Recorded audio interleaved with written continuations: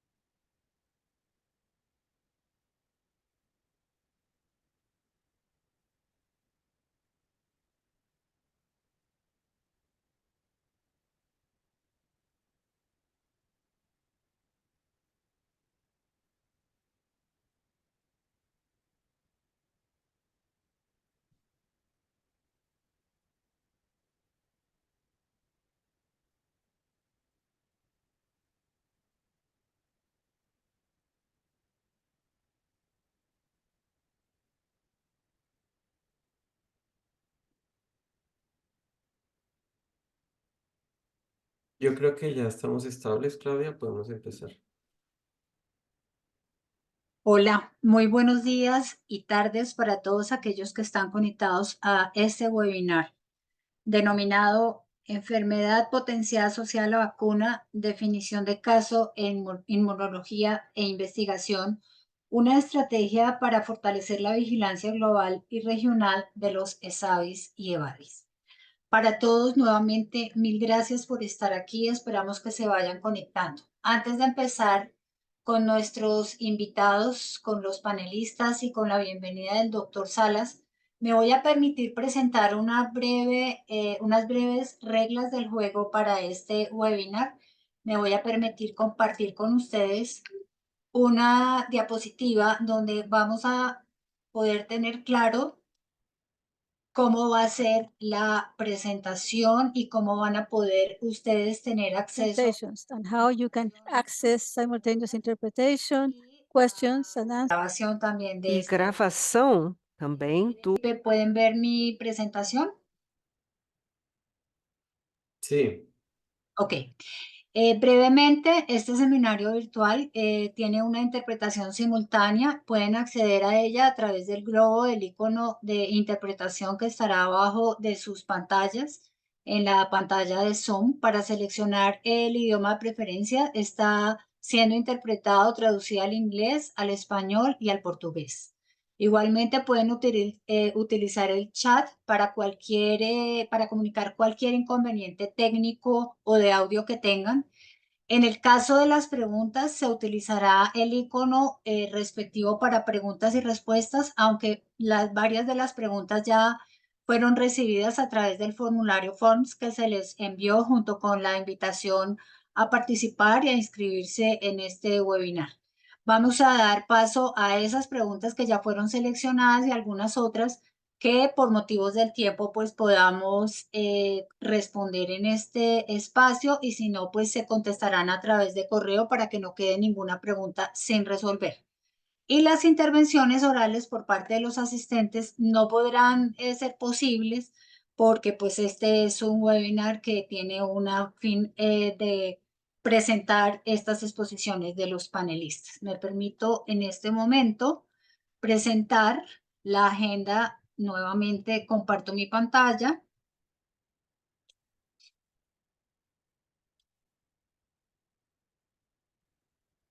Con la agenda del evento, que estará presidido por el doctor Daniel Salas, quien en unos segundos nos dará la bienvenida a este webinar. Tendremos a la presentación, o los panelistas invitados serán la doctora Flor Muñoz y el doctor Stanley Perman, quien en su momento haré la presentación de su biografía. Así que sin más preámbulos, doctor Salas, mil gracias por estar nuevamente y como siempre con nosotros. El equipo de vacunación segura les da a todos la bienvenida y me permito darle paso para que pueda dar usted la bienvenida a este seminario web. Muchísimas gracias por otorgarme la palabra y es un verdadero placer estar acá para dar las palabras de apertura de este webinar en donde vamos a compartir aspectos muy relevantes en un campo que del todo no se termina de comprender en su amplitud. Y yo quiero pues empezar diciendo que la OPS felicita el esfuerzo que los países han hecho de fortalecer sus sistemas de vigilancia de seguridad de vacunas, pero que ese esfuerzo tiene que mantenerse. Es claro que durante el COVID-19, la pandemia y la vacunación contra COVID-19, tuvimos esa necesidad imperante de tener un tracking, un rastreo, un seguimiento de qué estaba ocurriendo con esos eventos adversos. Pero ya la pandemia pasó, ya las vacunas de COVID las conocemos mucho mejor y vienen muchas vacunas nuevas o que ya se están introduciendo incluso, que representan una serie de incógnitas en cuanto a estos posibles eventos adversos.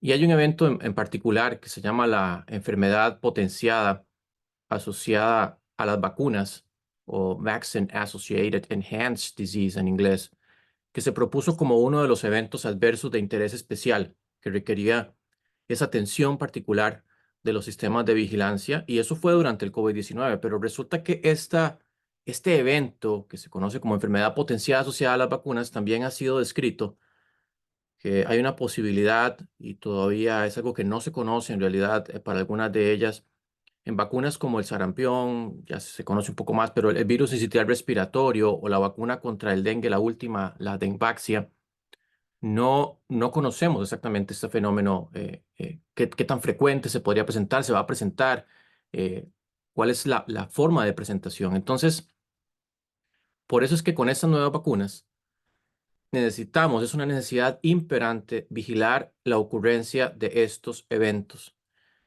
y lograr esa investigación, ese análisis de causalidad para poder al final de cuentas transmitir confianza a la población, porque lo que queremos con esto, obviamente que es conocer qué es lo que está detrás y entender mejor esos fenómenos, pero al fin práctico, al fin operativo, es poder también transmitir esa confianza y decirle a la población, sí, existe una posibilidad, pero la posibilidad de que esto ocurra es esta.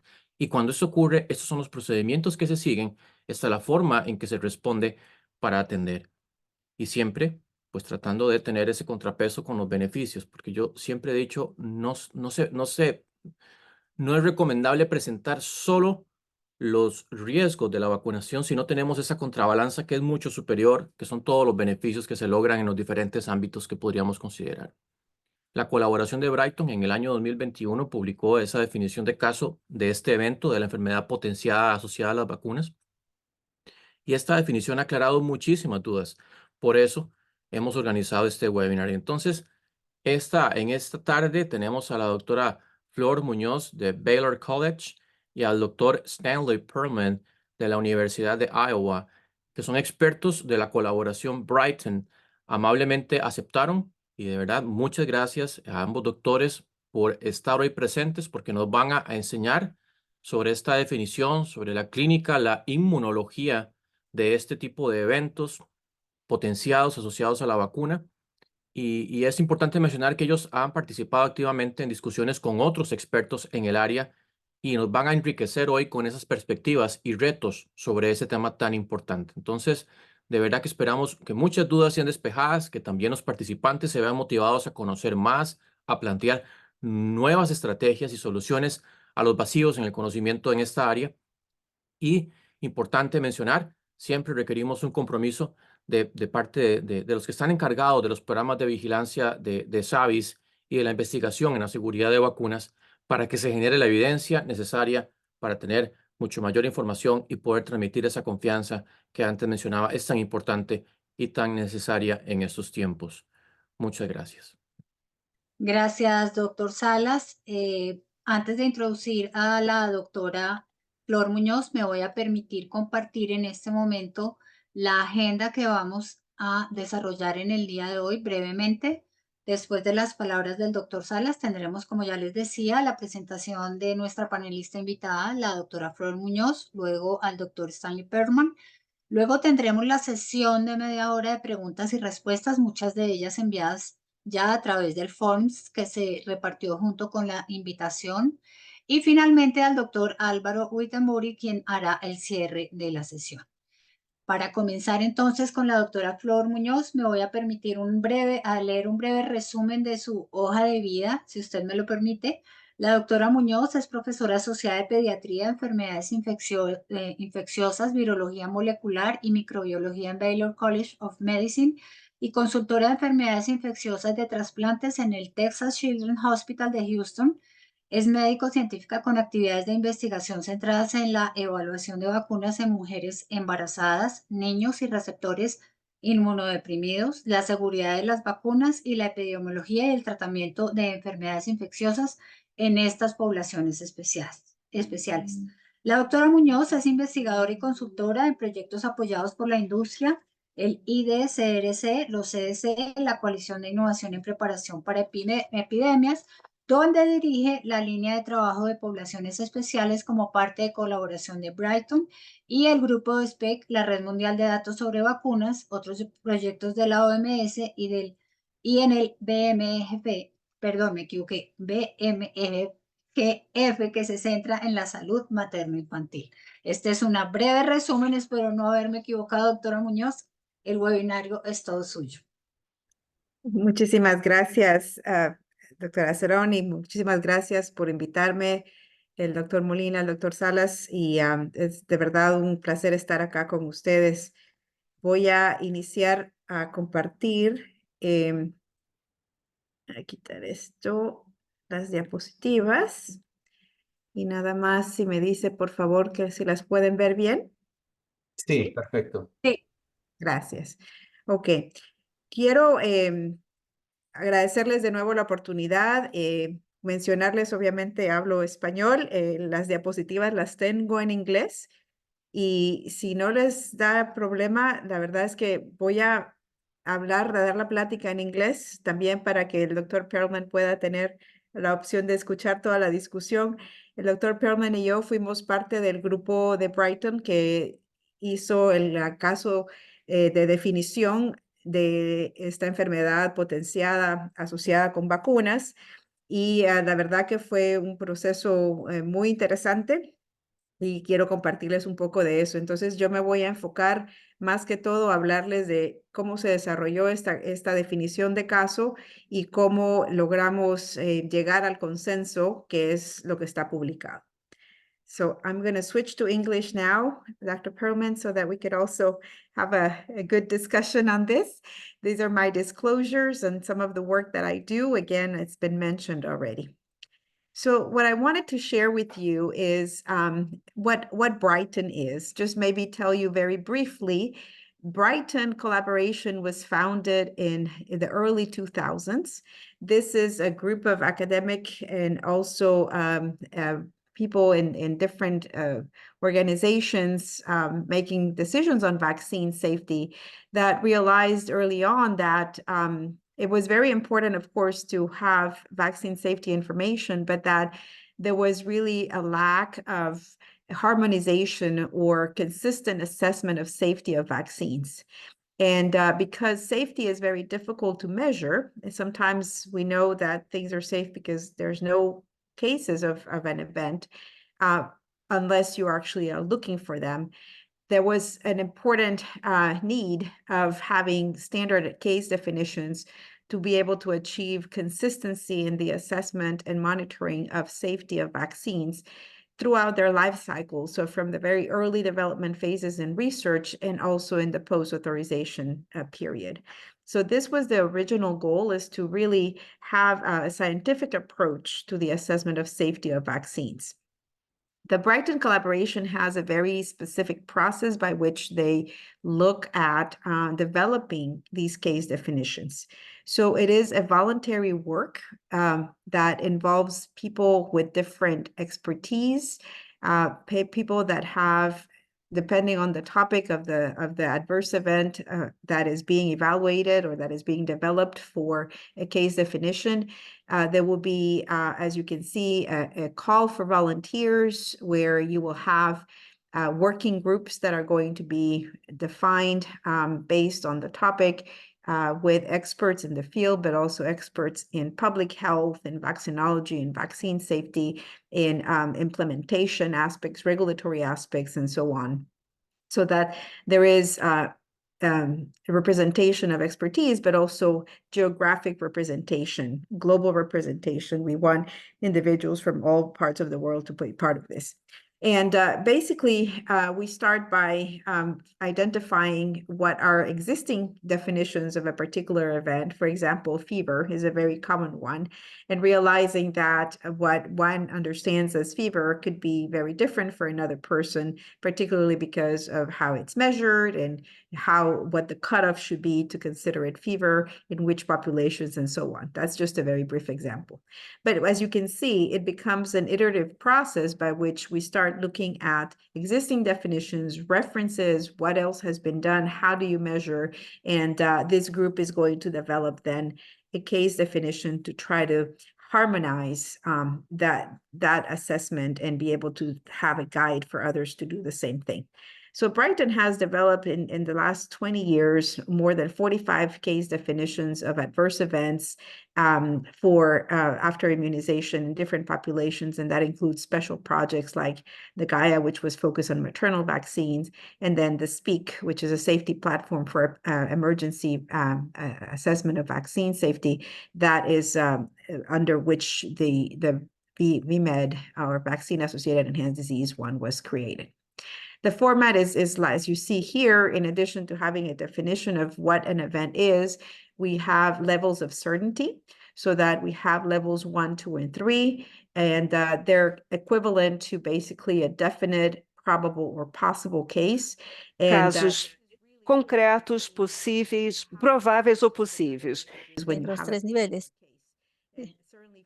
Obviamente, para un caso definido, que sería the need to have resources, to have good diagnostics available, but it doesn't mean that you could not categorize a case into the Brighton case definition if you don't have all these resources, because you have a second or third level. It doesn't mean it's less important. It just means that the certainty, if you have a level 2 or a level 3, is a little bit lower, because you might be using less sophisticated diagnostic tools, or mainly just clinical assessment as opposed to laboratory confirmation. So that is just the concept in general, as you will see with the case definition.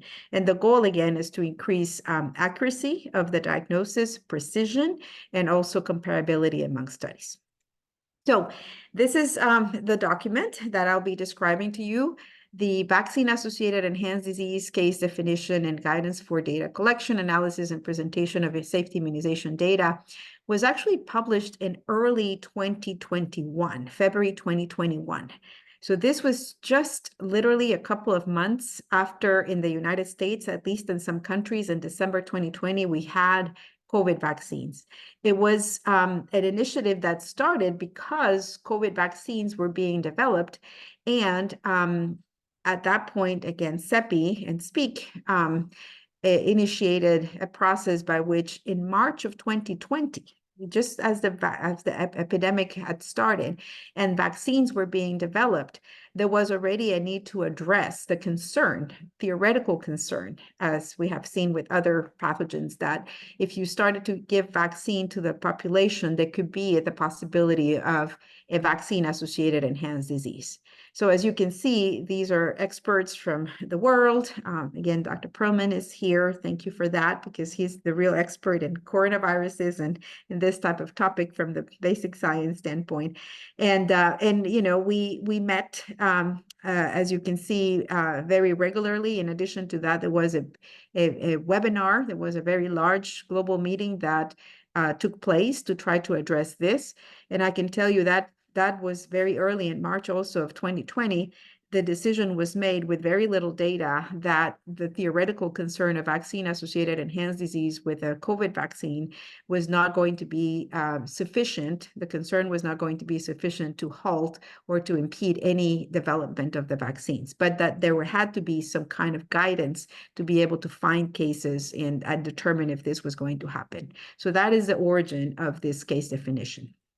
Now, the concept of a vaccine-associated enhanced disease is here. And so what it means is that there is a different presentation of a disease or an infection in people who are exposed to a wild-type pathogen after they have been vaccinated with a vaccine that is supposed to protect them against that pathogen, okay?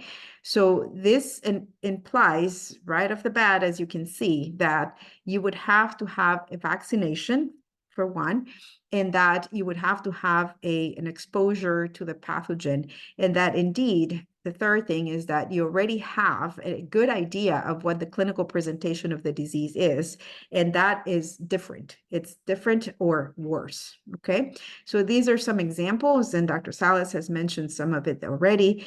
Atypical measles was something that was described in the 1960s after utilizing a formalin inactivated measles vaccine in children. And what was noted is that children would develop, in addition to the typical measles rash, even after vaccination when they were exposed, they also had more severe cases of pneumonia, for example. So that was one case. The other has been enhanced respiratory syncytial virus disease, or RSV, that also happened after vaccination in some children, and I'll tell you a little bit more about that. And when you have, as you saw with measles or with RSV, disease that is mostly involving the respiratory tract, people have used the term vaccine-associated enhanced respiratory disease. But let me just tell you briefly, what the experience was with RSV, because it was also a formalin inactivated vaccine that was used in the United States. It was a particular lot utilized in the United States. There was a similar vaccine that was being used in Europe, and they did not see enhanced disease in that case. So this was in the mid-60s, and this formalin inactivated vaccine had been evaluated in at least these 4 clinical trials that are listed here where there was disease that was enhanced. That vaccine was given in younger children, usually in the first 6 months of life. And what you see in these 4 studies is that in the vaccinated group compared to the control group, there were more cases of pneumonia, quite significant in the top, 69% versus 9%, or more cases of a surrogate of the severe disease, hospitalization after having RSV infection. And that was, again, very significant in these cases. So 52 versus 2.5%, for example. And in 2 cases in the study of Kim and others, you see that 2 babies that were aged 14 and 16 months of age when they got RSV actually died from this enhanced disease after they had been vaccinated with this formalin inactivated vaccine earlier at 2 and 5 months of age, respectively. So this is what it's meant. You see, we already have an idea of what the natural course should be, but this is much worse. Or you have, as you see clearly here, a control group where you see the difference in the severity of the disease. Why this happens, this is probably one of the main topics of discussion, and the case definition goes through the different mechanisms. But at least for RSV, one observation that was made early on, and these are attempts to try to identify the reason, is that you basically have a lack of functional or neutralizing antibody. So you have here a comparison between natural infection and vaccination, and at the bottom you see binding antibodies measured by ELISA, so IgG, and you see that in both cases after natural infection or vaccination you have an increase in the titers. But unfortunately for the antibodies that are neutralizing to the fusion protein, so fusion inhibition antibodies, the vaccination did not result in adequate quantity of antibodies. Basically, in this case for RSV, we know now that it's more likely that this target for the antibodies was not the pre-fusion state, of the F protein, which is where you really have the best neutralization activity, but rather post-fusion. And the main concept here is that you end up being more susceptible to the Acontece disease. que há mais suscetibilidade à doença porque há anticorpos que não são And that maybe this creates an immune complex or immune responses where you're going to have actually more damage to the tissues when you have an active infection. So I'll continue a little bit with the case definition, so again, here, what you see when I'm sorry, go back. What you see with vaccine-associated enhanced disease is that you have, again, this primed individuals, so primed by the vaccination, that have non-protective immune responses against those viruses. And that this is what then results in the more severe disease.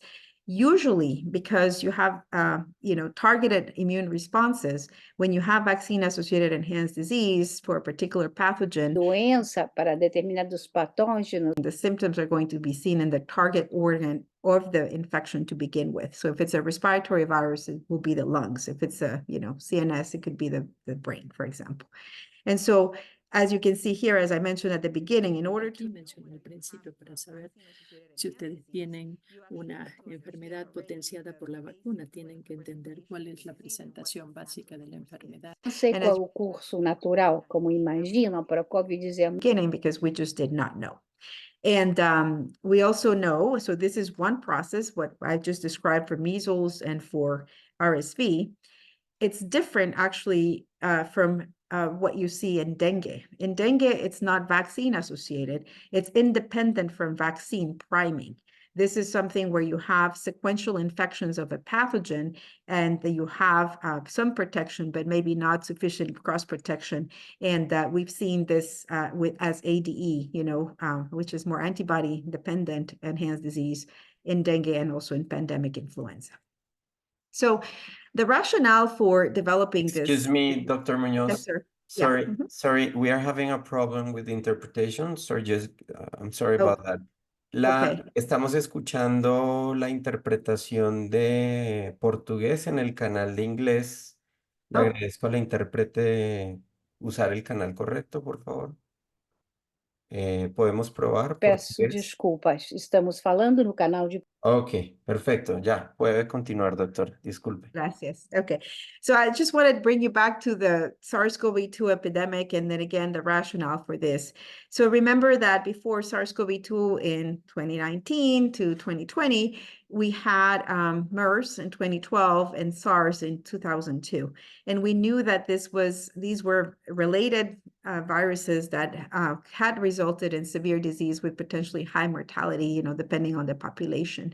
And so again, there was a theoretical concern that vaccinating against SARS-CoV-2 would have a risk for enhanced disease because like we said, with other respiratory viruses, we had seen this.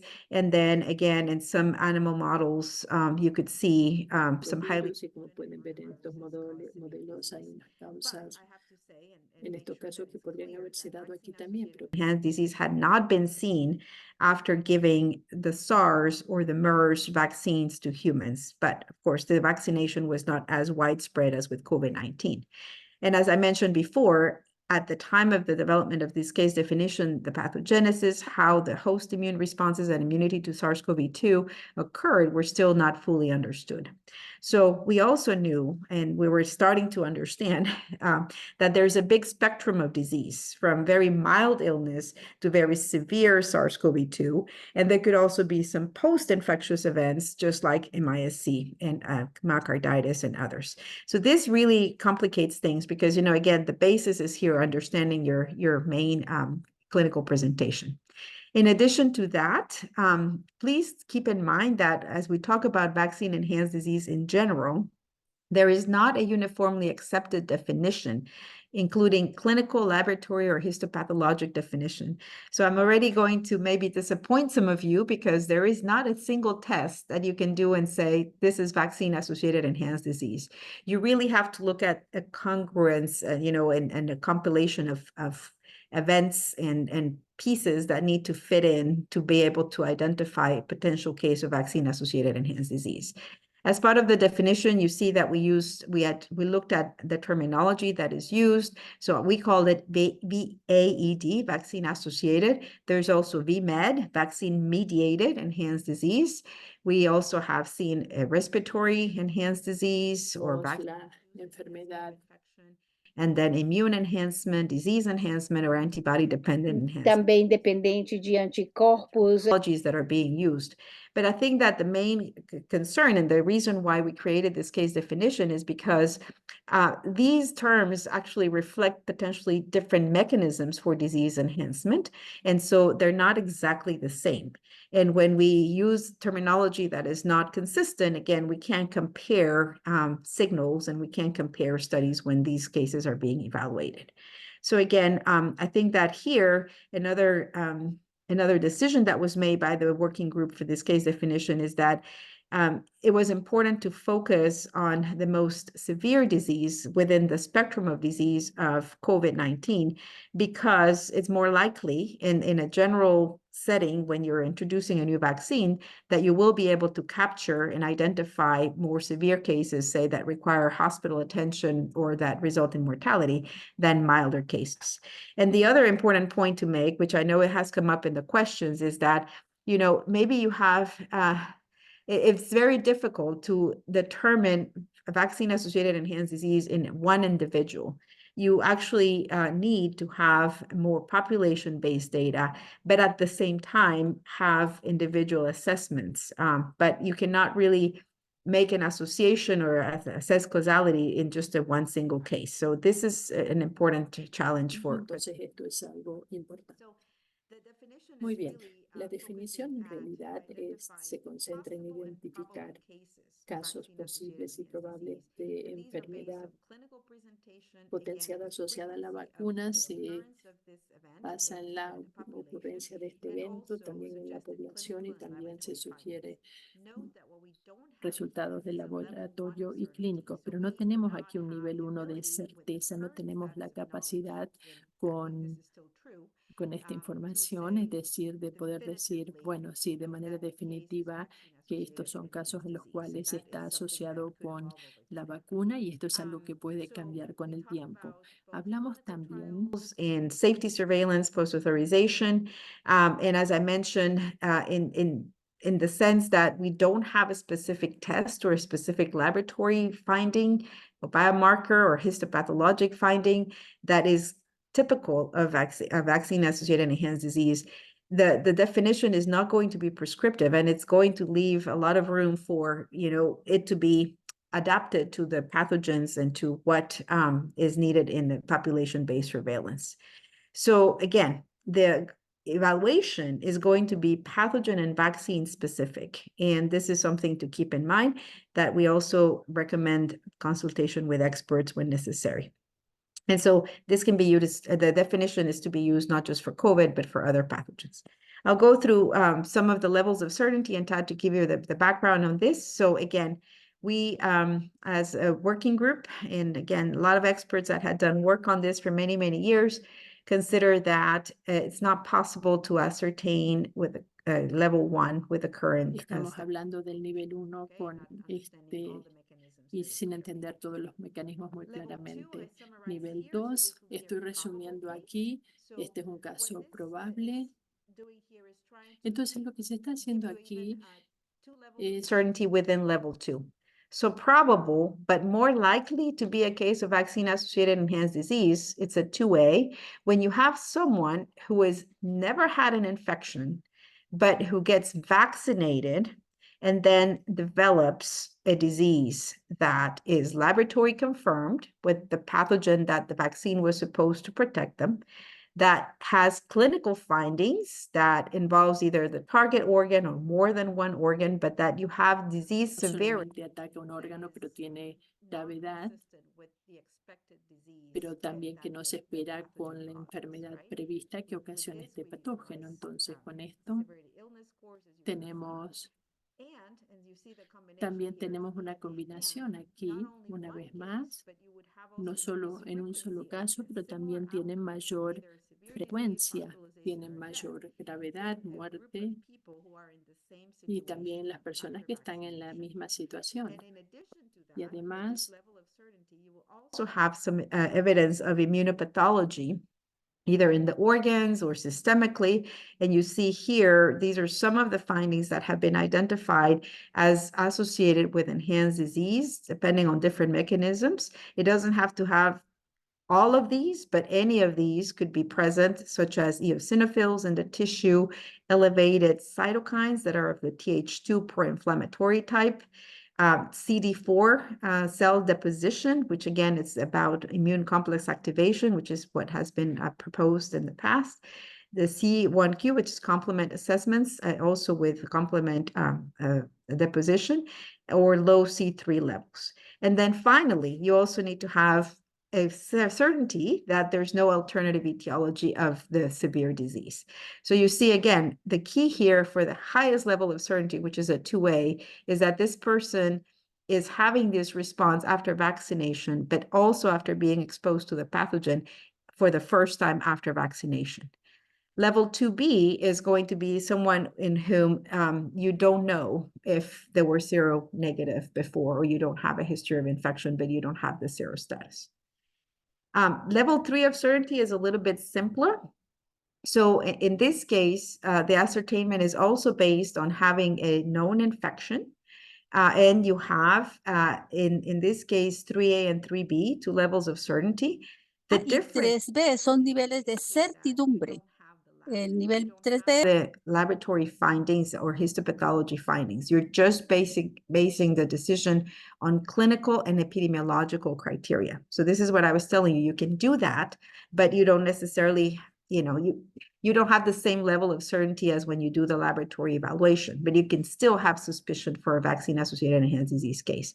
And levels 3A and B are the same in terms of A is for people who are seronegative before they were vaccinated, and B is for those with no prior history or unknown status. And you can see here, you basically do need to have the confirmation of the disease from the pathogen that the vaccine is supposed to protect, and then the clinical la findings. enfermedad que tiene que estar protegida, y tienen también mayor recurrencia de esto en estos individuos. Muy bien, ahora les voy a dar algunas consideraciones clave y la importancia de contar con esta Key. Most of the times you can't do that unless you have laboratory testing in a clinical trial. So that's important to keep in mind when doing the investigation. Vaccine failure has also been addressed. So la falla vacunal también ha sido abordada, que es la falla vacunal, en lo que hace también a las infecciones post-vacunación. Las infecciones post-vacunación son enfermedades en las cuales ustedes han sido vacunados. But it's very different when you have a vaccine failure, which is you did not respond to the vaccine. You have no immune response, and therefore you still got the disease, versus a potential case of breakthrough with vaccine-enhanced disease where you actually do have an immune response, and on top of that, you get infected, and then you have additional symptoms. So I hope that's clear, because I know that was one of the questions as well. And so again, I mentioned here that because you need to base it on the knowledge of what the disease looks like originally, you need to know the difference when it is actually worse or unusual. And es inusual, y tiene que saber cuáles son las características a buscar y cómo severity illness scores, toxicity tables, or collection of the typical severe adverse events that we utilize. You see that again, if you have a population-based information, it's better. So it might show vaccine-enhanced disease as a difference in clinical trials, like in the case of RSV, where you have vaccine versus control, or compared to background rates in the population, where you have more cases than what you would be expected in the population. And then I'll show you some of the tables where you have either clinical characteristics or laboratory evaluation to be able to assess this. And of course, always looking Por at supuesto, siempre hay que analizar la patología alternativa y un comité que los ayudará a asignar o también las consultas con los expertos. Entonces, no le voy a dedicar to consider, and these reiterate some of the findings of developing a clinical case profile so that you understand the difference between the normal course of the illness versus something that is enhanced, utilizing grading or severity scales that are consistent in the evaluation of all the cases so that you have harmonized data, and then again being able to y así seguirlos con el tiempo. Clinical and laboratory diagnostic parameters. Here you see, for example, by organ system, what we did is divided clinical findings, such as, for example, respiratory tract, having a cough or having respiratory failure, and matching parameters, such as measuring oxygenation or a gradient. Same thing for the heart. You see manifestations such as hypotension or myocarditis, but then making sure you measure as well EKGs or troponins, for example. So this was a lot of work, as you can see, where you can already start thinking about how to implement the case definition when you are assessing cases. We're giving you already some tools there, both from clinical and laboratory findings that would match. And then the other pieces that are very critical are making the diagnosis of the infection, so identifying the virus that is causing the infection, and make sure that that is either a wild-type virus or that it is the vaccine virus is going to be important. So characterizing that virus whenever feasible is very important, and quantifying it as well, because that's also a concern. The amount of virus that is present could be associated with enhanced disease. Assessing the immune responses, number 2. So this is immune responses after vaccination. So how do you differentiate, vaccine failure versus, enhanced disease? It's because you see that there is an immune response after the vaccination, and then you look at the immune responses with the infection, and you see that there's a discrepancy there with the neutralizing activity, for example. So that is important, not just total antibody, but the functional activity of the antibodies, neutralizing affinity, and other assays. And then the last 2 are going to be inflammatory responses, which include basic cell counts, but also markers, cytokines, and if possible, histopathology. So, I think I'm showing you all this because the key is that it's going to be very hard to do this retrospectively, but unless you have a protocol that is going to look for it. And then this table is going to give you some of the suggested laboratory evaluations, and what it means. So for example, when you are concerned about you don't have a good neutralizing activity, you could have findings of low immunoglobulin titers, low neutralizing titers, for example, low affinity, and so on. So this is trying to give you the interpretation of evidence of either poor immune response or an exaggerated inflammatory response with those specific cytokines that you can see listed there, or by histopathology. And then this table here is going to also give you some of the factors to consider. I'm just going to show you what's on the left side for the sake of time. Again, we mentioned the importance of background rates. So having a good sense of the population-based occurrence of a certain event, it being pneumonia or hospitalization for sepsis or mortality associated with the disease itself. But it's important to make sure, that the data, the background rates are very specific. Tasas de fondo son muy buenas, pertinentes para la población de estudio que se está evaluando y también contemporáneas, tan contemporáneas como sea posible. Y tener differences by age group. COVID, we had a lot more severity with extremes of age, and that is natural course of the disease. It's not enhanced disease. Gender, there could be differences as well. The time of onset, I think, is interesting because, this was a big discussion within the working group, in the sense that, we usually associate vaccine adverse events to temporality, something that happens shortly after the vaccine. But in this case, the mechanisms are different. And so depending on that, you can have clinical manifestations that could be vaccine-associated enhanced disease, either shortly after the vaccination, if you have, a failed response or inadequate response, or later, if you have, as we saw in the cases of RSV, poor immunity, and then exposure occurs later. So it's a little bit different depending on the case. And for that reason, the working group suggested that if you are working on looking at these types of cases, you do need to ensure follow-up of the patients, especially prolonged follow-up over time after the vaccination of at least 1 year is what we suggested. The clinical course and progression of symptoms also needs to be addressed. And I just wanted to show you this here because this is matching very much what we do in terms of assessment of serious adverse events or SAEs, right? So death, hospitalization, worsening of an existing disease, prolonged course or additional complications, long-term events. Though that is something that could be consistent with vaccine-associated enhanced disease, and we capture it in most studies. And then finally, the other factors, obviously need to make sure that you have ruled out other infections, other drugs, other toxicities, comorbidities, anything else that could be a contributing factor, because that is part of the definition. Influence of treatment. So that is not likely to be a factor, to be honest with you. So response to treatment is not something to consider to make a diagnosis of vaccine-associated enhanced disease. But the type of vaccine could be. So I have there, different platforms, different adjuvants. It is important to document that. And we mentioned already vaccine enhancement versus vaccine failure. So that is key. So I just want to finish by saying we provide in the document some examples of severity assessment tools. This is the SOFA score. There's actually one for pediatrics as well. And you see how basically if you use a tool like this consistently, you can actually compare not just progression in the same individual, but also severity of disease consistently among a population. And the last comment I want to make, because maybe some of you might be wondering, so what do we do with this definition? So there is a protocol that is being implemented by the Global Vaccine Data Network. You see there, it was developed last year to try to identify vaccine-mediated or vaccine-associated enhanced disease in patients that had received COVID vaccine globally. So these are sites that are representing different areas of the world.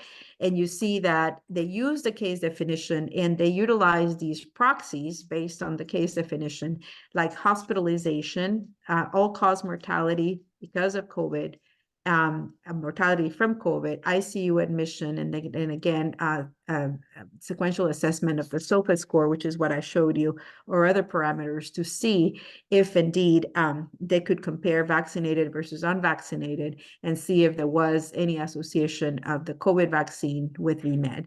So far, I don't think there has been any, to be honest with you, but just to show you that these protocols could be potentially implemented. And I will stop there and thank you again for the opportunity today.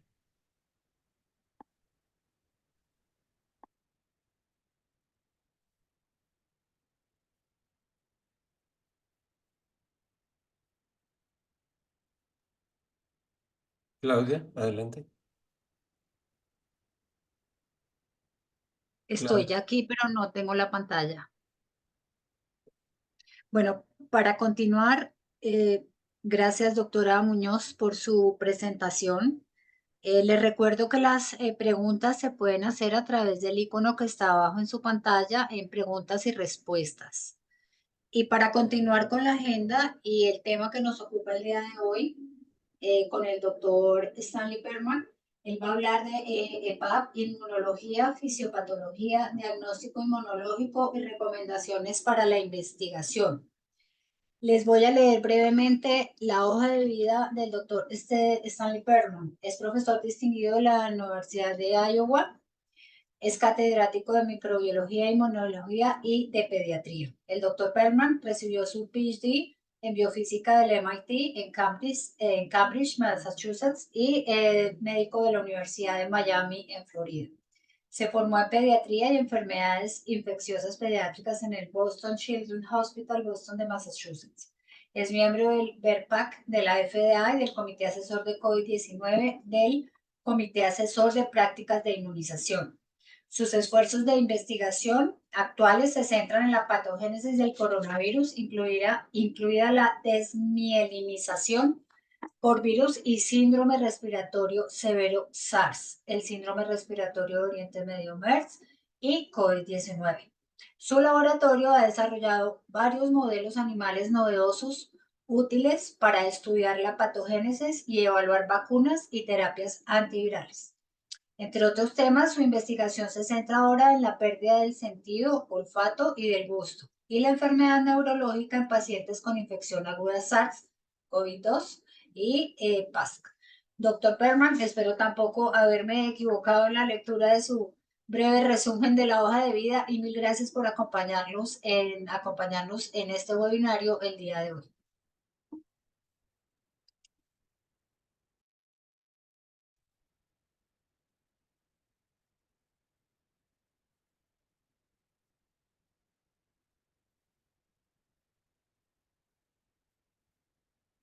So I want to thank the organizers for inviting me, and I'm sorry that my Spanish has really deteriorated since my years of being a medical student in the University of Miami. So it's very hard to follow Dr. Muna's presentation. She is the expert in the field, and she's really covered a lot of the things that are really important for this topic. So as she mentioned, that a lot of this will be somewhat repetitious, but it'll be a slightly different take on some of the things. So I hope it won't be 100% overlapping. So to my mind, this disease, VAED, is easy to understand, but it's really hard to demonstrate in clinical settings. It requires atypical, modified, or more severe presentations, as was already mentioned. And I think that the key way that people actually come up with this is through epidemiological studies. As Dr. Munoz mentioned, it's very hard to detect in a single patient with a single set of events. And this is, in fact, something we deal with the COVID-19 vaccines, where patients come in with what they think are what may really be an effect of the vaccine, but it's very hard to distinguish one-off cases from widespread problems. And so early during the COVID-19 pandemic, the challenge was distinguishing VAED from disease breakthrough and vaccine failures, as was mentioned. In other settings, such as measles or RSV, the problem became apparent quickly because infections were widespread and problems were widespread, but there were effects of measles many, many years after vaccination. So it's hard to figure out what's going on. Often in experimental animal models are often very critical for understanding VAED, but also, as we learned with RSV, very, very hard to duplicate.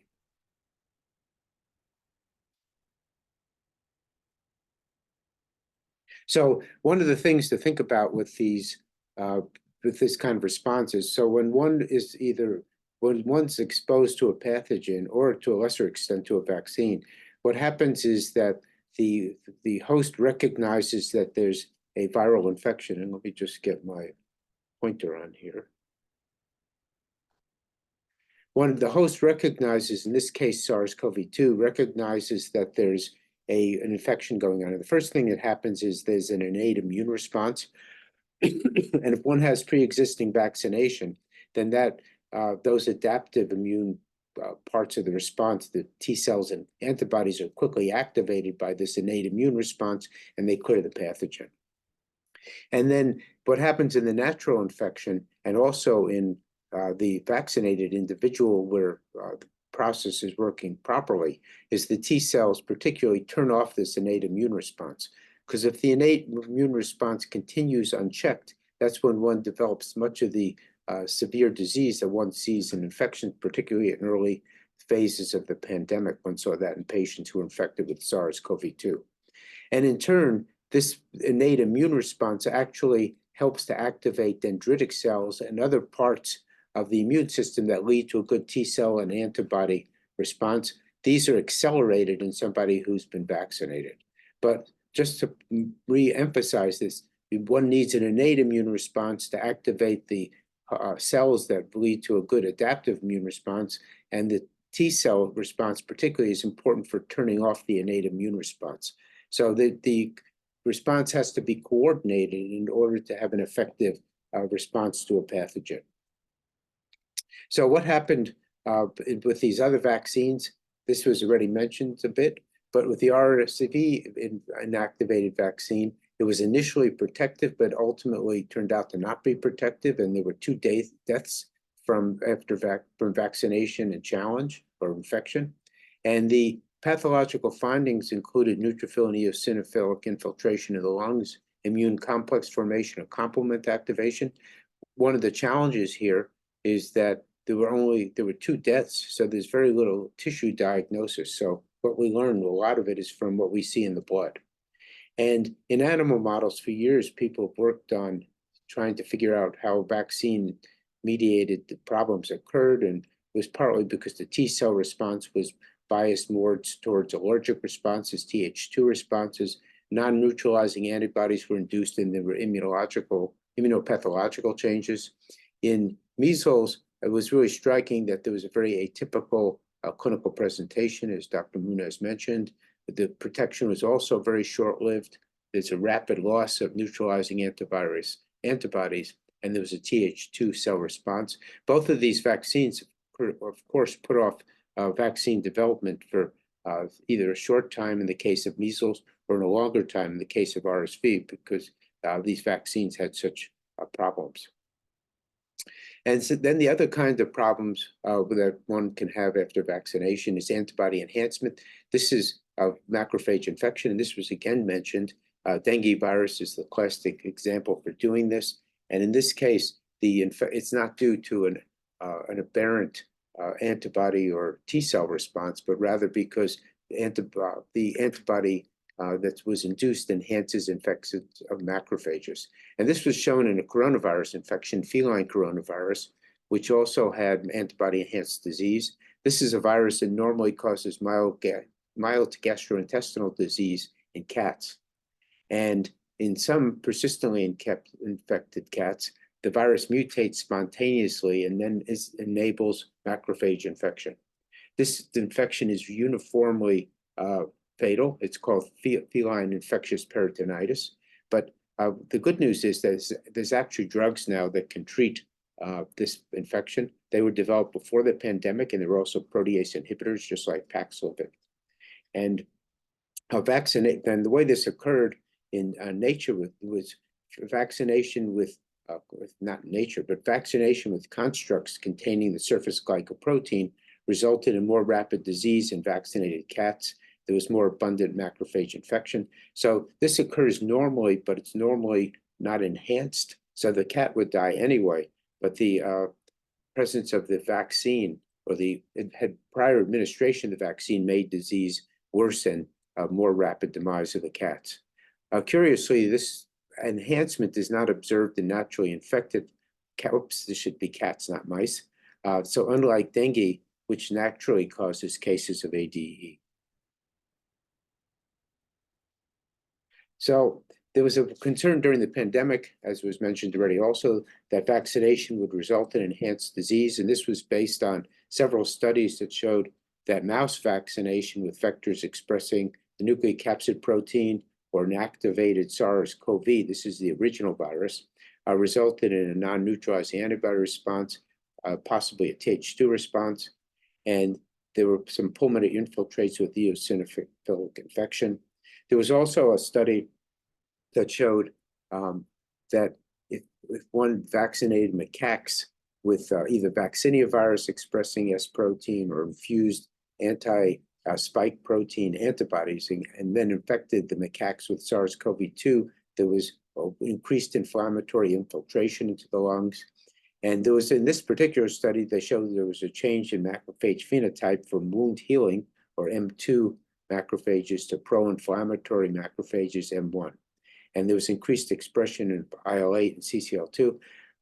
Both of these experiments, or both of these assays for the most part, or these vaccination trials, even though they caused what one might consider immunopathological disease or vaccine-enhanced disease, caused almost no changes in clinical outcomes. So macaques were generally resistant to SARS-CoV-2 in terms of clinical disease, and by being vaccinated, even though the lungs looked worse, there was no real change in clinical outcomes.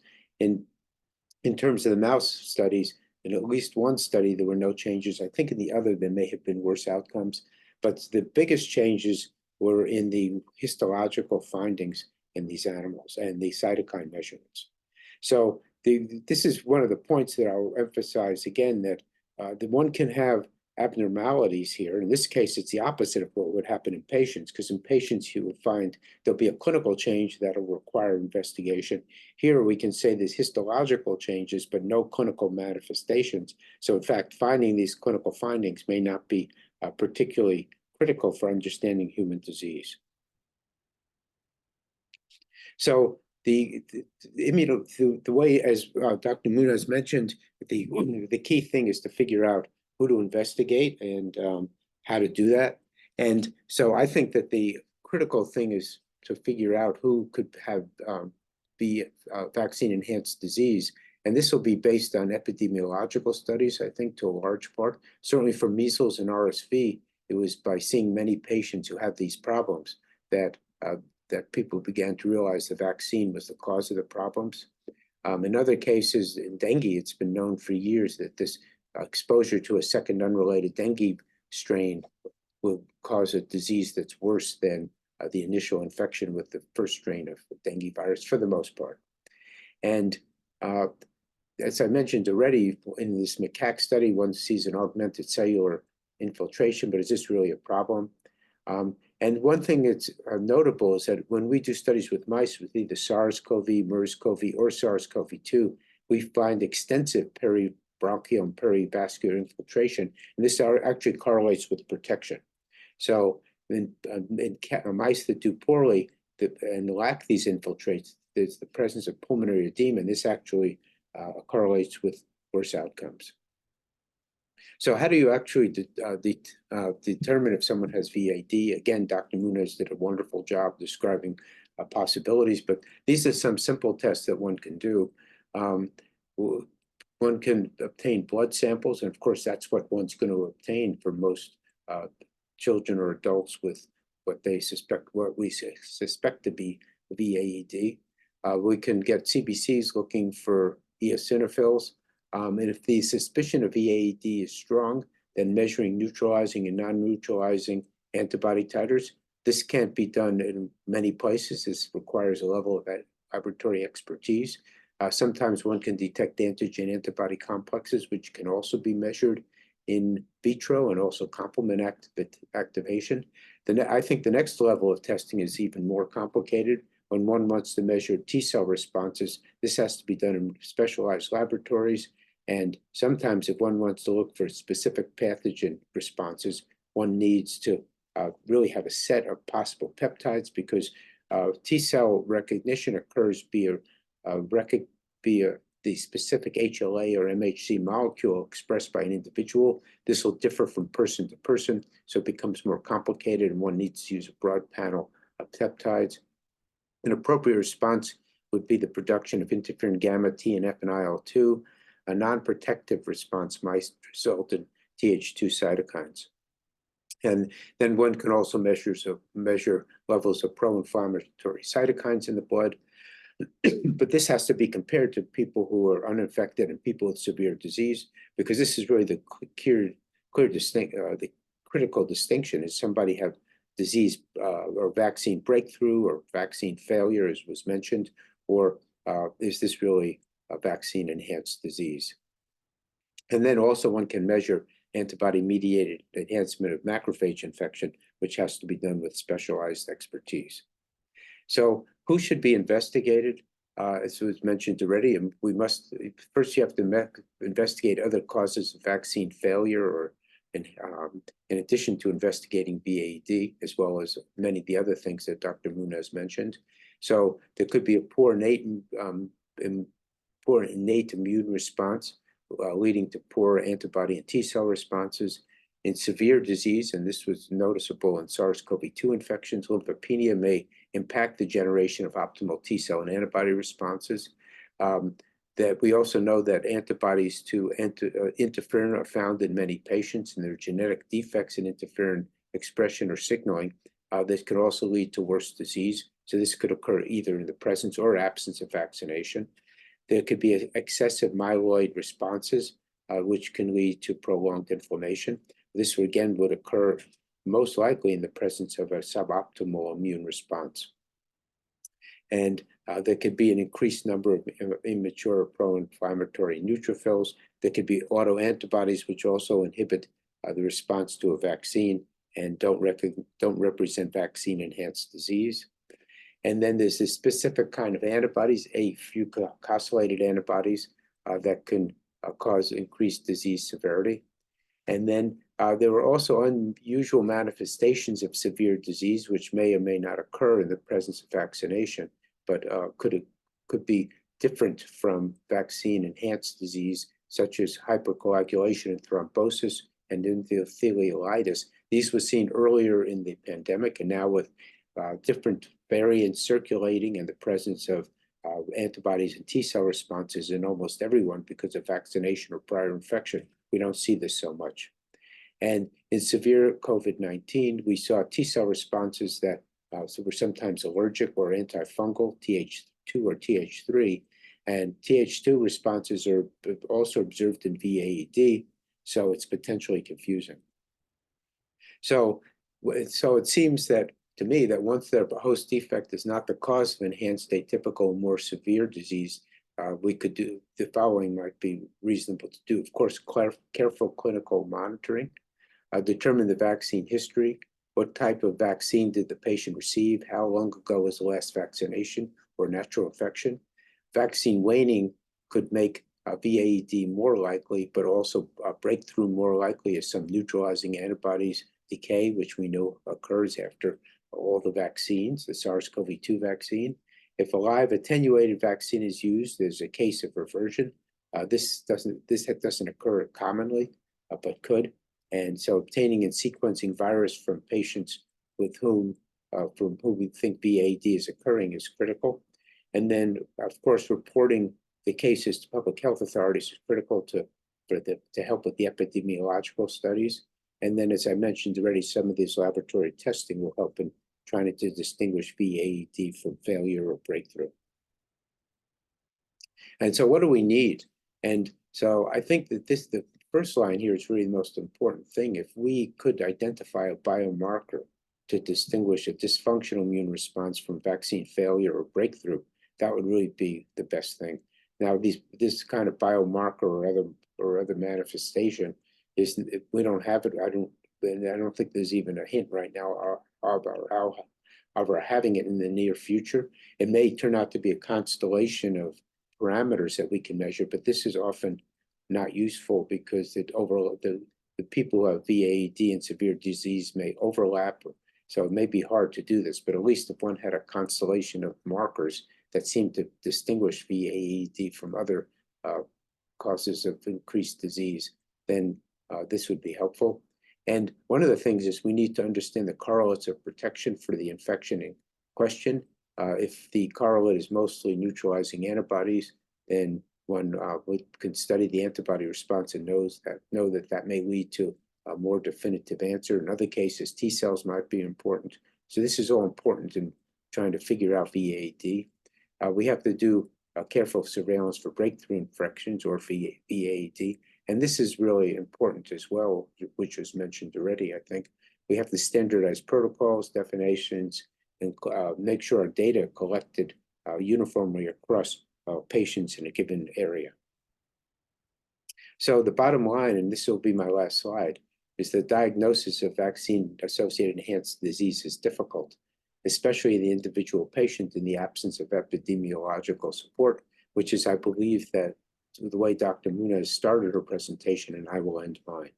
So with that, I will stop.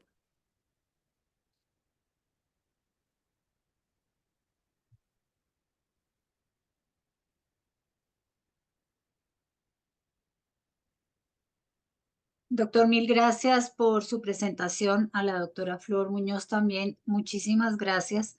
Y vamos a dar paso a la sesión de preguntas y respuestas que será moderado por el doctor Felipe Molina. Gracias, Claudia. Thank you, Dr. Perlman, and thank you, Dr. Muñoz. It has been very insightful presentations. Since this topic, it's not very easy to grasp at the beginning, and we have a very broad audience too. Many of us are not immunologists or are experts in very specifics that you have taught today. So I might ask you, or maybe I would like to propose to clarify some aspects that you have touched on your presentations. So the first one, it's and it's related to the questions I have sent you in advance. The first one, it's just to have a yes or no, and why is the reason for that? It's why is not possible to have an independent or case-by-case diagnosis of vaccine-associated enhanced disease? So why is it that we cannot do? Because that's one of the most frequent asked questions that we have had from countries and from people that are doing surveillance. It's how do I know if one case, one patient, severe disease is due to a vaccine-associated enhanced disease? So maybe if you can again come back to it and explain in more details and in a more flexible way. You can intervene, both of you, if you would like to. Why we cannot do a diagnosis case by case at this moment of vaccine-associated enhanced disease. So why is that we need epidemiological data added to the situation of the individual patient to diagnose or to suspect a vaccine-associated enhanced disease? I could start from the clinical standpoint because, you know, I'm a clinician, I take care of patients, and I think the main reason is because the spectrum of the diseases that we're talking about is very wide, meaning that it's not uncommon that you could have a severe case just from a particular disease, right? So we're talking about COVID, you're talking about RSV, you're talking about pneumococcal infections. You could have severe cases. But you also have other factors to consider. So it's not just a severe case, it's also other contributing factors. So maybe it is a severe case because of the age of the person, or because of immunocompromise, or because of some other medications, or, you know, other factors that are there. So just one severe case is not going to alert you of vaccine-associated enhanced disease. And I think that the main challenge there is to be able to identify a pattern, right? So you could have isolated cases, maybe as what was happening with some of these events that occur with measles and with RSV, that you would really have to be alert of, again, something beyond just a severe case, and a pattern of cases where there is something in common, and that would be the vaccination. And then you would really need to, from an epidemiological standpoint, starting to look at that pattern and those numbers, the frequency of the particular syndrome that is usually quite characteristic. And this is without even going into the laboratory part. So it's very difficult. You know, it's like saying, for example, right now with RSV vaccine, right? Are you going to worry that every case of preterm birth is caused or associated with the vaccine? No, because there's a background already understood that there is a number of pregnancies that are going to result in preterm birth. So it's the same thing. You're going to have severe disease. Is it just really something that you start seeing beyond and above what you expect? Then you start investigating. Hope that makes sense. Thank you, Dr. Munoz. I don't know, Dr. Perlman, if you have any thoughts on that. No, I agree completely with that. And I think you can think back even to the measles one, where we changed from having one kind of rash to a different disease. If one is the physician seeing that, or healthcare provider seeing that first case, one's going to look at that and say, well, this is odd, but you won't immediately jump to thinking that this is a vaccine cause. First, you'd have to diagnose the disease. You'd have to prove it was caused by measles at all, because it wouldn't look like measles necessarily. And then you'd want to find out if this was being found in other patients before one jumped to the conclusion that this was a vaccine-induced disease. So I think it's not trivial. And as I mentioned, even with the side effects of the vaccine without SARS-CoV-2 infection, figuring out what side effects are real, whether they're caused by the vaccine or something else, it's really hard to do without knowing that there's a basis for thinking that this is vaccine-induced. So epidemiology, I think, is really critical.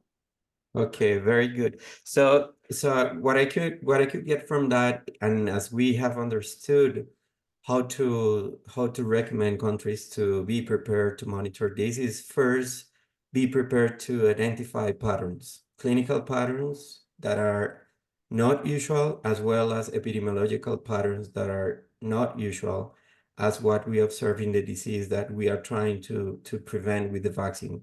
So try to observe vaccinated populations and to identify patterns in that population, clinical and epidemiological, right? So, and the second question, it would be related to in the Brighton collaboration definition, you say that one of the steps that you need to take on to assess the level of certainty is to diagnose the disease. So you need to first know if that patient had dengue or RSV, but we couldn't find a mention on a recommendation on the kind of test that you should do, meaning that I know it can be adapted to each disease, that depends on each disease, or is there any recommendation or any consideration in the definition of Brighton on the performance of the test? The example that we have is dengue. There are many ways to diagnose dengue, and countries or hospitals might have some available or other are not available. So is there any impact on the test to be used to diagnose the disease on the certainty level? Because it's not the same if we diagnose dengue by a rapid test, for example, as compared as to PCR, for example. So, and we didn't see that effect of the performance of the diagnostic test in the case definition in the certainty level. So I don't know if you have had any discussions on that whenever you were discussing the definition. Yeah, that's an actually important comment, because, indeed, there is no prescription of which test to use. But I think that if to ascertain, but for one point is for sure, you have to document that the person is infected with the pathogen that the vaccine was supposed to protect them. And clearly, there are different level categories of precision, or of sensitivity and specificity of tests. So ideally, if you just want to translate into the levels of certainty, certainly you would want to know with the highest level of certainty the isolation of the pathogen, or identification by PCR, for more modern technologies that would be more definitive. I think it's, if you have something that is more sensitive and specific, and also standardized and validated, that would be the ideal. And that if not, then anything under that might just give you, some assessment, but not definitive confirmation of a case, would fall into a lower level of certainty. But if you have diseases that you can confirm, for example, with acute and convalescent serology, that's appropriate as well, even if you didn't identify the pathogen. So I think this is more of on a case by case, really assessing how accurate your diagnostic tool is. Okay, thank you very much for that. I would just add to that, what we learned from the pandemic is you just do what you can do. So if it's easier to do an antigenic test, it may not be as perfect, particularly if it's not really the best test. But if that's what you can do and you can't do a PCR test, then you do it to get information. Okay, very good. Thank you very much. There's one big question related, and during COVID-19, we had a lot of that question related to vaccine failure and breakthrough infections. So we understand that breakthrough infections are those infections that comes after vaccination in a vaccinated patient. It's more a clinical observation or a patient observation, as we understand that. And the vaccine failure is more immunological term that can be observed. I mean, if we can say that if someone has an infection after one immunization, it can be a vaccine failure. but people can get infected with the pathogen after an immunization, because in the case of dengue, we have the example that there are other serotypes, but also due to a waning of the immunity. So from the immunological and the clinical standpoint, do you think, and how do you think it's easier, if you can come back to that, how we can differentiate vaccine failure from breakthrough infection? It is necessary to differentiate them, how they are related. So can you please explain more on that? Try to come back at that and clarify to our audience what's the difference, or if there is any difference, what's the relationship, and how they can see it from the clinical and immunological standpoint. Yeah, I think you said it in your question, right? So I think that clinically, you can't say, right? So if you have an infection in a vaccinated person, there could be many reasons.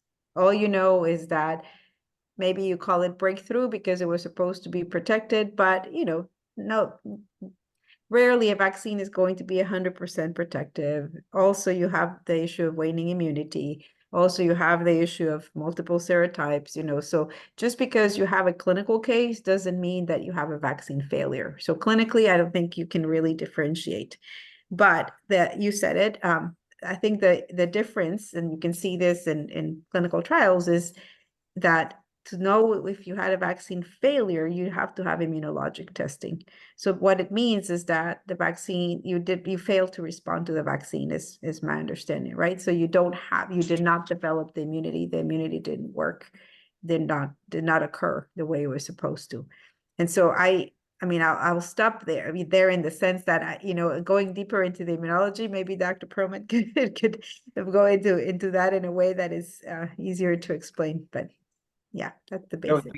The only thing I'd add to that is that, so vaccine failure, if you don't respond to a vaccine, and assuming one's done all the right testing, antibody testing, and maybe even T-cell testing, is you'd actually just want to know that for the sake of the individual, so that if you have a pathogen that's very common and could cause severe disease in that person you might treat differently. So you might either give him a monoclonal antibody, but there's one that's effective and there is one now, or one might do something else to protect that person. But in terms of the actual discussion we're having, the vaccine failure from a breakthrough, to distinguish it from VAED, is, in that discussion, that probably doesn't matter. What matters is to make sure that individual is protected, but that's outside of the discussion we're having.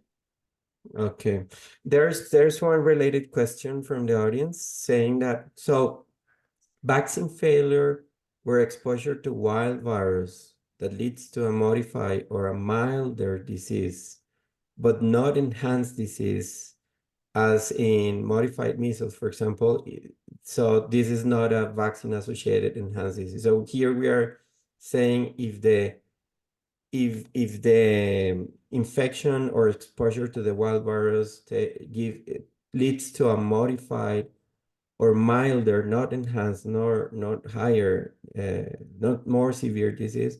So this is not a vaccine-associated enhanced disease, but could be called also a vaccine-associated enhanced disease. I think by definition, again, when we say modified, I think we're also saying severe, right? So it's usually a more severe disease, but that's the enhancement, or maybe affecting other organs. Modified in the sense that it might not be your typical presentation, but it also affects other organs. And I think that for the question that you're asking, I would try to make sure that you differentiate vaccine failure, because if somebody has a vaccine failure, they're just not protected, like Dr. Perlman said. So for that person, when it's really relevant to know, you would want to measure antibodies after the vaccination, but it's not even just the antibodies. It also depends on the pathogen, right? So if you could still have protection if you have T-cell mediated immunity. So the actual failure just means you're not going to be protected from the vaccine. And so this person can have infection and have the usual course in that's not enhanced disease. Okay. So the prerequisite for having enhanced disease is having vaccine response. I mean, someone that has vaccine failure cannot do immunologically talking, cannot develop a vaccine-associated enhanced disease, right? I would say yes. Dr. Perlman? Yeah, I think that that's generally true, but you don't ever want to say anything definitively in medicine because there's always caveats. So you could imagine having no antibody response, having a great T cell response or an NK cell response, and making things worse. So, but it's where I wouldn't think it would be common. So we just have to be careful to make sure, really use the word really unlikely as opposed to absolutely. Okay, very good. Thank you for that. Just wanted to ask you, I mean, thinking about limited resource settings, because in the Brighton conversion definition, you say, okay, you need to characterize, and it would be good to characterize the immune response, and to know what's going on after you use the vaccine when you have a severe case of a disease that it was supposed to be prevented. But in limited resource settings, what could be those tests, lab tests, immunological tests? I mean, I know the general tests, CBCs, I mean, that should be done, but what about the immunological response characterization? So if you are in a limited resource setting, let's say a high-level hospital in one of our countries or one of our regions where you don't have a specific immunological expert labs, but what could be those tests that in those scenarios you can say, okay, that this could give you some ideas that there is something going on, or if you have more data from a big group of people, you might start seeing some patterns that can be interesting to know. Yeah, I don't know that I can give you, again, we have emphasized, oops, can you still hear me? We have emphasized that there's not a test, right, that can give you the diagnosis. That is a conglomerate of clinical, laboratory, histopathological findings, and so on. And so I think that the key is, again, documenting the vaccination, documenting the actual infection, and then looking at the clinical presentation. The levels of certainty, the lower level of certainty, as you can see, does not include any additional tests. Because if you have those things and also the epidemiologic pattern, you could make a case of vaccine-associated enhanced disease. But the epi there becomes even more important, right? And so I think that if you have diagnostic capability as a minimum, and the other pieces in low resource settings, you could, at least consider a level 3 of certainty. But I think that also depending on the pathogen, part of the investigation to increase that level of certainty and to really start looking into the cases would require some specialized testing. And this is where maybe, identifying specific resources and being able to collaborate with research laboratories or laboratories that are doing this kind of work would be important, but it could be quite pathogen specific. And you saw that in the definition, there are different options listed as not just one single test. But I don't know, Dr. Perlman, if you have other suggestions. I would agree with that. I think that I think what would actually happen is that if there was a problem, if there was a vaccine-enhanced disease, the low resource area wouldn't necessarily have to do all the testing, because once it's known, if there's a clinical pattern that's become apparent, then the things that they can do well, they can use. So whether it be simple laboratory testing plus the clinical observations, is there increased in hospitalization, those kinds of things can be done. I don't think you'd expect the low resource area or a setting with low resources to go and make the first diagnosis of vaccine enhanced disease for that pathogen. So I think it's a really good question, and but you'd want to have, and if there was a group of people who are identified clinically, then the next thing to do would be to refer them to the centers as was just discussed, so that they can be, if it's indicated. You know, with measles, every person who had vaccine-enhanced disease or RSV, we didn't do all this testing. We knew that this was occurring. So when this pattern occurred, we stopped as soon as we knew that it was an RSV or measles infection. Okay, very good. And there's the next question can be a very little bit more challenging, because now, as you know, we are using or some countries are using RSV vaccine in pregnant women. So do you think it's possible that there is a risk of seeing vaccine-associated enhanced disease in this population, how the observation can be changed, and also in the fetus or the newborn that has been transferred some antibodies and to protect him from the virus? Do you think is a possibility? Have you discussed that? There is a theoretical possibility that that might be occurring? Yes, a lot of discussions. And you can be assured or reassured that even though, as Dr. Perlman says, maybe you can't say 100% definitively, but the likelihood is minimal because we have a lot of evidence. So, for example, for the mother herself, I would say that all of us, by the time we start becoming pregnant, have already been infected with RSV. So the rate of infection of RSV is very high in the population.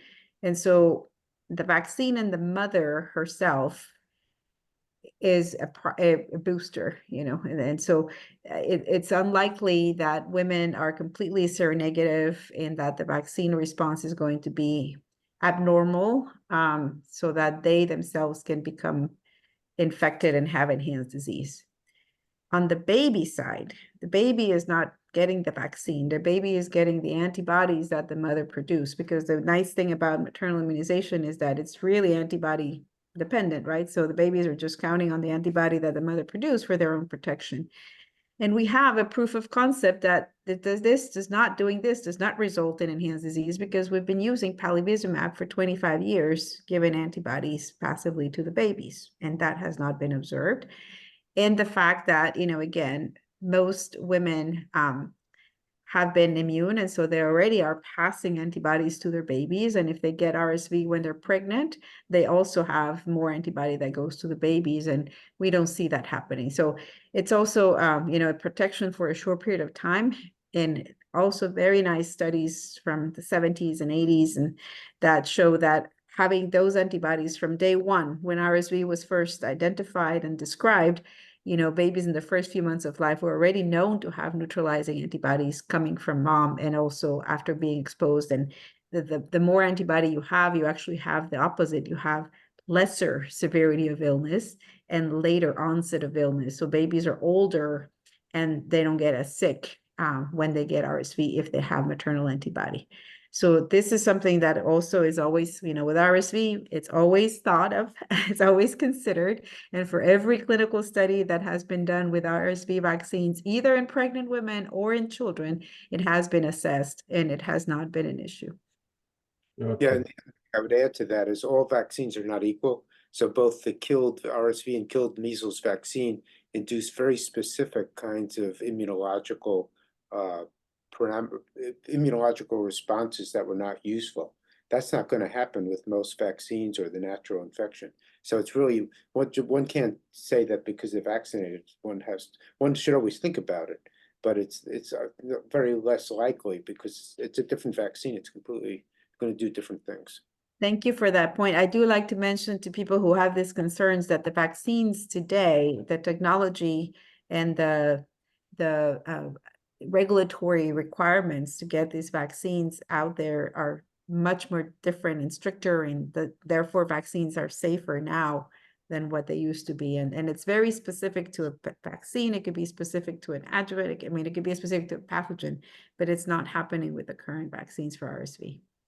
Okay, thank you very much. And I have a couple of last questions from the audience. Given the complexity of this topic, what kind of research do you think should be developed in countries of the America? And what could be your recommendations for surveillance, for passive and active surveillance? We know it's rare. It's a very rare, might be a rare and very rare event, but still we need to monitor it and to make sure that everything is okay with vaccines all the time and provide that evidence to population. But what would be the kind of research that you would recommend from the epidemiological and basic sciences too? Okay, I'll do the epi. So and thank you for sharing the questions ahead of time, because this is why I also added the last slide with the GVDN, the Global Vaccine Data Network Protocol, because it is an example of one way to develop a protocol to specifically look for vaccine-associated enhanced disease for a specific vaccine, in this case, COVID, but it could be done in the same way for other vaccines if people are concerned, like dengue and so on, right? So the main thing that I think needs to be done is to have established safety surveillance systems that are going to be able to document some of the key pieces like the vaccination, the infection, and assess severity of illness. And you saw how in that protocol, very specific for COVID, they had clinical parameters, so not necessarily immunologic or inflammatory laboratory testing, but clinical parameters with standardized severity of illness scores or ways to assess in a way that is consistent. That is something that could be established in any setting, I think, and that's actually the purpose of the GVDN, to do it in different resource settings. So if I were to vote for one type of research, is again safety surveillance, especially post authorization. So when you have already large groups of people who are receiving a vaccine, when you actually are able to capture this, which is a rare event. I mean, if this were to happen, it would be a rare event. So the ability of having large population-based data is quite critical. Thanks. Thank you. Yeah, you do the laboratory testing after you have that information. So that wouldn't be the first thing you do. And what would be done would be the kinds of things that both of us have mentioned, whether it be looking at antibody titers, cytokines, T-cell responses, macrophage infection, lots of things that would only, to my mind, be indicated once you had a reason to go to the next step and start looking. Now, obviously, you want to know vaccine failures for the reasons we've talked about as well. So that would be the only reason to possibly do some of these things earlier. Okay, thank you very much. Just one last question from your side.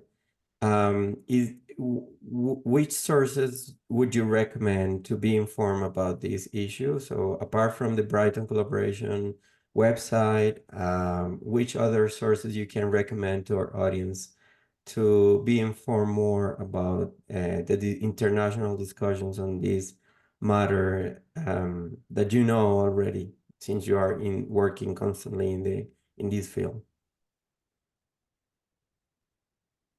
Again, I think it's pathogen specific. So I'm sure that if you go into dengue, you'll find a number of, documents and resources. Dengue is actually a good example because there is severity of illness scores that are available. I think that, again, based on the specific pathogen and disease and also in the vaccines, I would just say you could go in the general literature and try to look for that. I mentioned the GVDN because it's specifically looking for that. I don't think I've seen other protocols that have focused on vaccine-associated enhanced disease right now. But I would also recommend, you have WHO and you have other groups like CDC and other Gates Foundation funded groups that are looking at vaccine safety. And again, I think the limitations are that this is very general vaccine safety, not vaccine associated enhanced disease, but that there's at least a lot of literature out there and a lot more platforms available to assess safety, which is probably the way to go. I don't know about other more specific sites, to be honest with you. Mm-hmm. And from the immunology research, Is there any group, teams, or institutions that we can refer to, or not? I don't think that there's specific groups, but what would be true is that once you have cases where you think that this might be an issue, then one can either go to the regional laboratories that are in Latin America, or contact the CDC in the US, which sometimes would be helpful. But there's also the other thing I was going to say, there's at least one textbook on vaccines as total, and that would have information about these different kinds of problems that could arise, different kinds of EAET. So that would be, I don't know, I can show you this textbook. I guess I can't, but I can't. Yeah.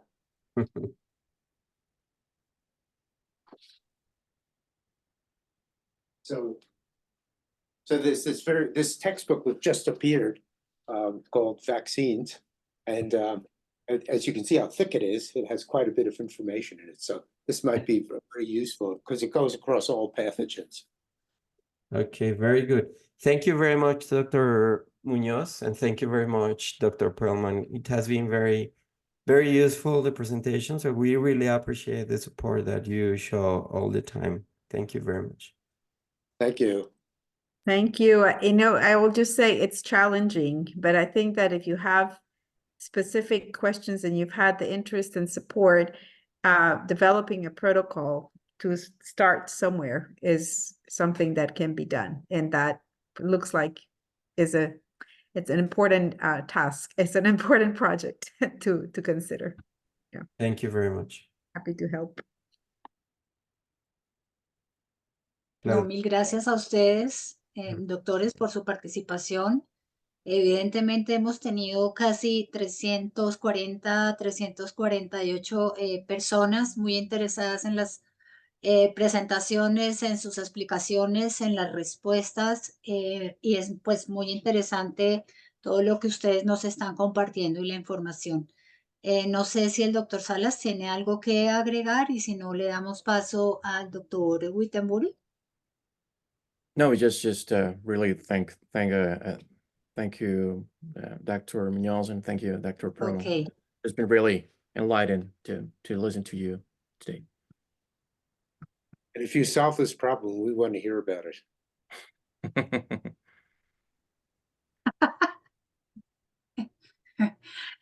Yo creo que hay tanta gente interesada que trabajando juntos seguramente se va a lograr. Más de 335 personas conectadas en este momento lo indican así.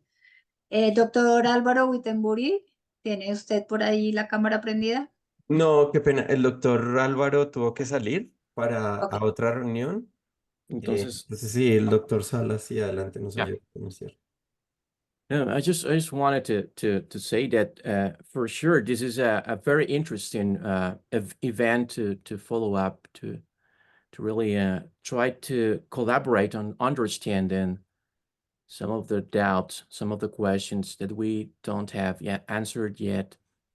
And of course, there is the challenge that some of the upcoming vaccines, or the vaccines that you already mentioned, probably some countries are going to, or even in the case of Brazil, they're going to go, with the introduction of the vaccine in a no investigation, in a no research setting, which of course the level of quality and the determination of these applying the Brighton criteria is going to be more difficult, because if you don't have that previous determination of the status of the infection, that is going to be more difficult. But of course, we have the support from you. I am sure to continue working and trying to decipher those challenges, those questions, those things that we are going to face. Because for sure, I mean, this is a very excited moment in vaccination, because we have that pipeline of vaccines that are coming. But it demands that we need to be prepared, and it demands that we need to strengthen our surveillance of ESTRATEGIA systems. And that I think that's the message. I mean, we need to be prepared. We need to know more. We need to really understand what we are facing. and of course, having the support from experts as you, it is very important to really continue doing it. So thanks for that.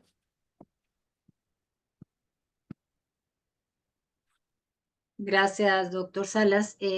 Felipe, ¿quieres agregar algo más para ir cerrando ya el webinar? No, muchísimas gracias a todos, a los asistentes de los países.